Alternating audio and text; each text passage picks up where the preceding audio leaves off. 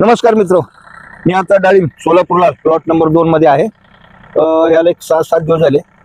बुरशीनाशक कीटकनाशकाचा हात घेतला नव्हता. प्लॉट एकदम फ्रेश आहे, मावा नाही, तुडतुडे नाही, रोग नाही. पण तुम्हाला मागे म्हटलं होतं एक प्रिकॉशन म्हणून. आता हा हिरव्या छट्ट्यात गेलेला आहे. आता ह्याची एका दुका कळी सुद्धा सुरू झालेली आहे. कळ्या बऱ्यापैकी निघतील. आता चौकीचं प्रमाण अतिशय छान आहे. चौकी अतिशय स्ट्रॉंग आहे. चौकीमध्ये बारीक कळी बऱ्याच ठिकाणी धरलेली आहे, जवळपास 20% त्यासाठी मग याला एक आज फवारणीचं नियोजन केलेलं आहे. सोलापूरला प्लॉट नंबर 2. याला घेतलेले कुमानेल 600 लिटरला 1200 मिली. त्याच्यानंतर सोलोमन घेतलेले आहे, आंतरप्रवाही आणि बाह्यस्पर्शी दोन्ही कीटकनाशक आहे त्याच्यामध्ये.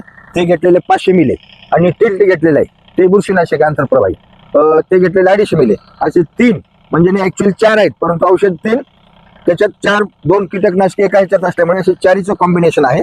त्या हिशोबानं हे फवारणी चालू केली. आता फवारणीमुळे काय होईल, एका दुका कुठं मावा असेल, ट्रिप्स असेल, ट्रिप्सचा नाहीच आहे पण असेल तरी तो क्लिअर होईल आणि झाड रोगमुक्त राहतील. त्या हिशोबाने फवारणीचं नियोजन केलेलं आहे. नमस्कार.